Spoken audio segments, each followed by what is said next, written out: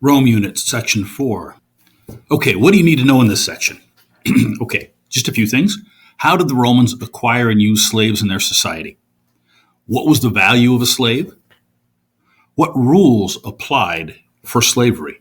Were there obligations between the slave and the master, or just on the slave's part? Under what circumstances could a slave be freed? And then what was the status of freedmen? You remember on the social pyramid, they were just below the plebeians. And then finally, a quick look at how was Roman slavery different than that in the United States in the American experience. In all of history, there's only been 5 civilizations that relied solely on the labor of slaves to form their economy. The American South, prior to our Civil War, Brazil and the sugar plantations there during that same period, the Caribbean during the same period of the transatlantic slave trade, classical Greece, and Rome. Other civilizations certainly had slavery because it was the norm for most of human development. But these 5 relied on slavery as the backbone of the economy. So how do we assess slavery in these kind of societies? Should we look at the institution from an economic angle? What's the value of the slave's contribution to society? Do we look at slavery from the moral and ethical approach? Or do we look at it from an angle of rights or lack thereof and responsibilities in that slave to slave owner relationship? I think you have to look at all.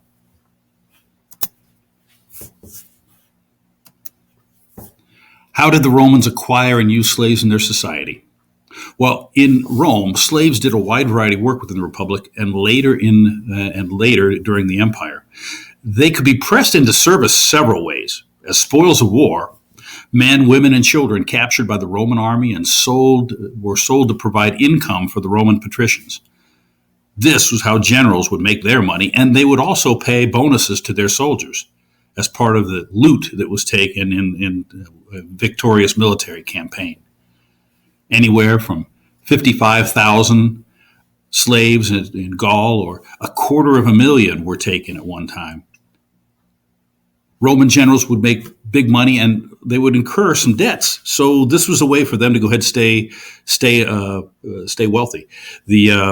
Julius Caesar was in deep debt, and if he was out of office, he could have been prosecuted. So as in Roman history, you would see that during the Republic, for sure, this trade of slaves through military conquest was the largest way that slaves were taken in. However, it was not the only way. Roman citizens could be pressed into slavery for debts that they couldn't pay off for certain crimes. So this was also possible, although it was generally not the big thing for citizens. Children inherited their parents' status as slaves, by the way. And people could sell themselves into slavery. If things were going bad and there was no other hope, you could sell yourself into slavery. And people did do this. This could become important later. When we get past the fall of Rome, this practice would actually come back into existence. So how much did a slave cost in Rome? Well, it varied. Doing research of archaeological records, they found the cost of a male slave could be 500 to 600 denarii. What's a denarii? For a point of comparison, the average daily wage was 1 denarii for a worker or a Roman soldier. So, about 2 years' worth of wages was the cost of a slave. Slaves with specialized skills could be worth much more. Female slaves could be sold for as much as 6,000 denarii. What rules applied to the slaves in Rome? First of all, slaves were property.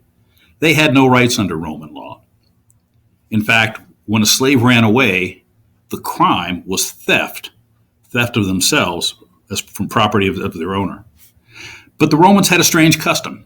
Slaves could purchase their own freedom or that of a family member over time.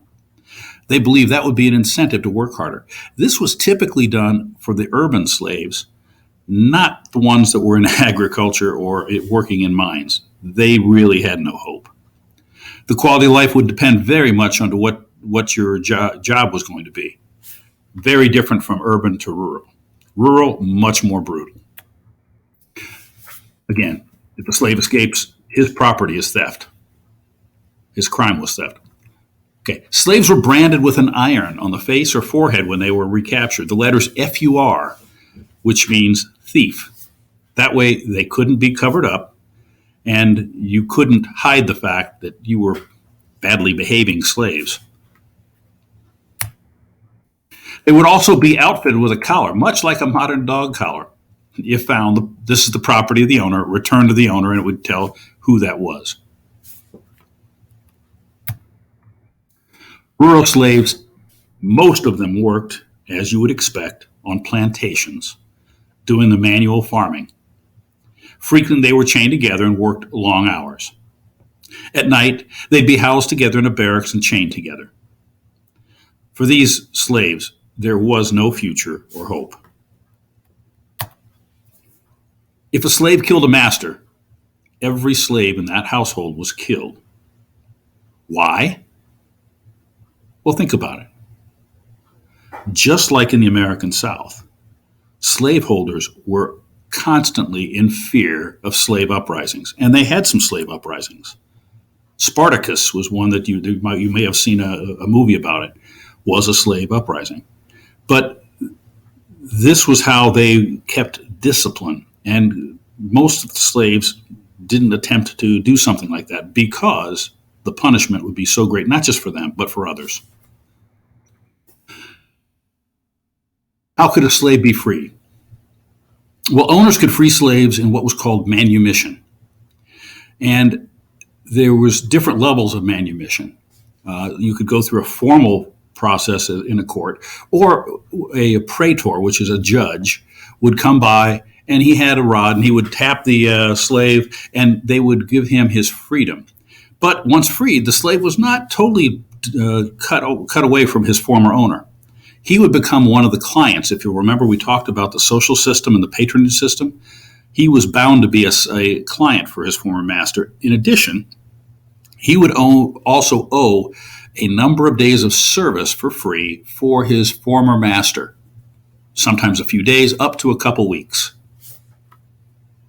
Also, if a slave was freed and did not show the proper respect for his former master, the praetor could come by and put him back into slavery. The customs had to be followed. And again, this is part of that patronage system that kind of held the social classes together. So if there wasn't enough respect for the paterfamilias, that slave could be re-interned into slavery from being a freedman. Slaves could also purchase freedom for themselves or for that of a family member. So this practice would allow them to build up a account. And usually this was for people who were doing labor of some sort in the city. They would be able to keep essentially like a commission, a little bit from each transaction, which would go into an account, and it would allow them over time to be able to purchase their own or their family's freedom. Again, the thought process is that the slaves would work harder if there was an incentive. If you worked on the farm or in the mining, you didn't really get this option. What's the status of a freedman? Well, we've already looked at him on the social pyramid, but when freed, the slave was given a felt hat called a pileus, and it was not colored, it was there as a symbol of freedom. And they had some restrictions. They did not go ahead and just become totally equal within a society. They were looked down upon, in fact, by the patricians as inferior. But they couldn't serve in important elected offices, although they could do some lower-level administrative type functions. Their children would be born as citizens and as freed people, because just like as the slaves' children were born into slavery, these were freedmen. They'd be born into freedman status. How was Roman slavery different than that in the United States and the American experience? Well, here's a list on this chart. So if you want to compare them, there's similarities, but there are definitely differences. First of all, the American South, race-based slavery. In Rome, it was not. It was the weak, dominated by the strong. In each society, there was an ability to buy or earn freedom. In the American South, it was possible, though not very common, for that to happen. In Rome, for the urban slaves, it was possible. Slaves were considered property instead of people in both societies. And the treatment varied from master to master as to how brutal that would be. Just because you worked in an urban environment did not necessarily mean that you were off the hook. Slaves were beaten, even the ones that were household slaves. The slave could be the friend of the family, but didn't matter.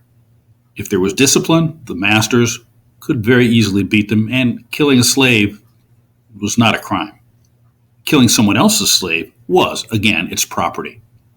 Families were split by sale frequently in both societies. In fact, in the institution of marriage, there was a common law marriage in Rome. And in that situation, they were considered just to be married after a period of time. But families were split as slavery became business as well. Companies were started to rent a slave in Rome. Working conditions, cruel, absolutely. And in the American South, depending upon where you were, if you were working in the agricultural area, and particularly the deeper in the South, it was definitely cruel. But Rome was absolutely just as bad. Certainly there was no benefit to being a slave in either situation. Was domestic slavery usually less cruel than agriculture? Yes. In both situations. There were house slaves in the American South, just as there were in Rome. One tale tells of a owner who had a slave in a dinner party. We talked about those, if you remember, where the slave dropped a glass. This master was exceptionally cruel. He had a pool of moray. It could have been lamprey or moray eels. They're big, they're nasty, and the Romans used them as a delicacy. But he raised them, and he had that slave thrown in to be eaten by the eels just for dropping a glass. Education. Now, here was one of the big differences. In the American South, it was punishable by death to get your education for American slaves. However, in Rome, it was not. Now, plantation slaves, mining slaves, those in some of the more brutal environments did not get an education. However, the urban slaves did. In fact, the Greek slaves typically were teachers for the Roman children. And in the case of a civilization that dominated the other militarily and politically, culturally, the Romans adopted much of Greek culture. Elites, as we talked about, they feared slave revolts. So there was no question that a paranoia was there, and for good reason. Perhaps 1/3 of the population of ancient Rome was, in fact, a slave. And these revolts became a problem during periods of time in the Roman Empire. So in summary, what do you need to know? Slavery was the backbone of the Roman economy. Roman conquest resulted in slaves and wealth for the society. There was an ability to earn or buy freedom for some slaves. Slaves were property, not people in Rome. Agricultural and mining slaves lived under the most brutal conditions. No hope for them. Urban slaves frequently had skills that would allow them to buy their own freedom over time. The Romans feared slave rebellions. They were very harsh in their punishments. Freed slaves became clients of their patrician former masters as they were mainstreamed into Roman society.